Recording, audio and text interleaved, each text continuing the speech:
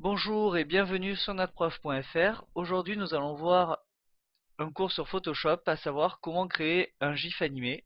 Alors, un GIF animé, c'est une image tout simplement sur laquelle on peut appliquer une animation, tout simplement. C'est-à-dire que là, vous voyez, dans le navigateur qui affiche l'image en GIF, sans rien faire, on fait défiler les chiffres, par exemple 1, 2, 3, comme il y a là, avec un intervalle de secondes que l'on définit soi-même. Et après, on peut appliquer tout. Enfin, là, j'ai mis des chiffres, mais on peut mettre des lettres, on peut mettre des photos, on peut mettre absolument ce qu'on veut. Et ça, on va le réaliser avec Photoshop. Alors, tout simplement, je vais ouvrir Photoshop. Hop, je vais directement créer un nouveau fichier. Hop, moi, j'ai la petite fenêtre qui apparaît ici en 320 par 240, ça ira très bien. Hop, voilà, j'ai ma fenêtre. Je vais faire apparaître la fenêtre qui permet de gérer les animations. Donc je vais dans fenêtre animation.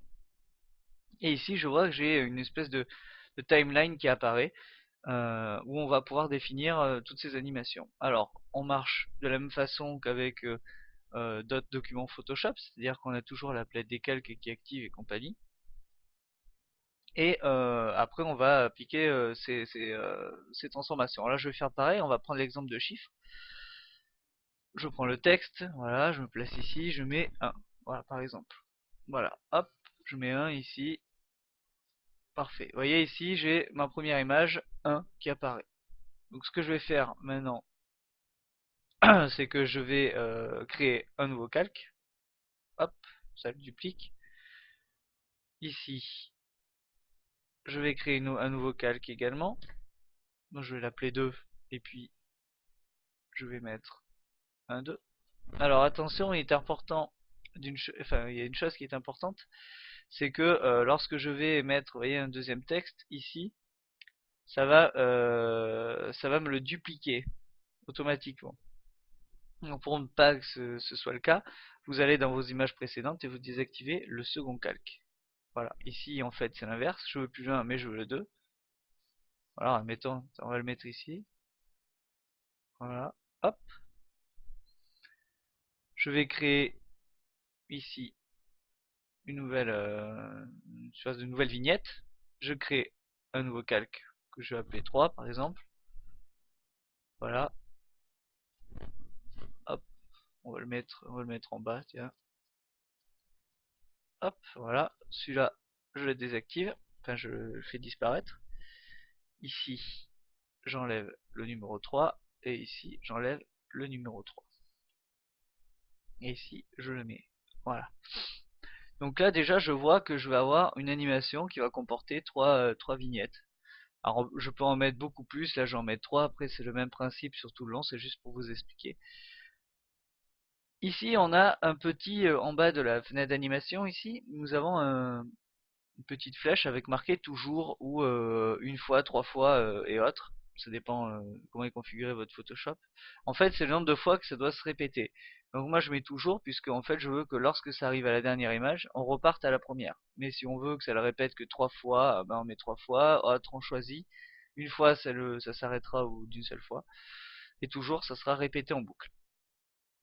Et ici en dessous de chaque vignette, j'ai une petite flèche pareil avec des secondes. Et donc ça c'est la durée, l'intervalle de temps entre chaque diapositive. Donc je vais mettre moi par exemple 2 secondes à chaque fois. Voilà. Ici je peux contrôler en faisant lecture. J'appuie, j'attends et je vois que mes animations se jouent toutes seules.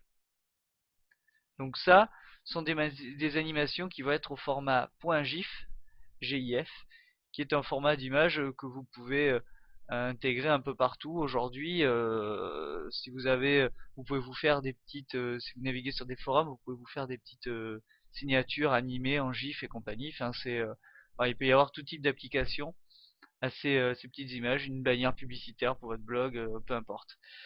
Voilà. Donc pour pouvoir par contre exploiter ce GIF animé, il faut aller, une fois que vous avez fini, dans Fichier, Enregistrer pour le web et les périphériques. Ça vous ouvre cette fenêtre. Ici vous mettez bien en GIF. couleur le maximum 256. Après vous pouvez laisser tel quel et vous enregistrez votre image. Et ensuite, une fois que vous avez enregistré votre image sur votre bureau par exemple, vous lancez votre navigateur, admettons, hop, et je vais avoir l'image GIF qui se joue automatiquement. Voilà. Donc j'espère que ce cours vous aura été utile. En tout cas, il était tout simple, c'est tout bête, et puis ça vous permettra de réaliser un effet plutôt sympa, même si c'est aujourd'hui un petit peu dépassé, ça peut toujours dépanner.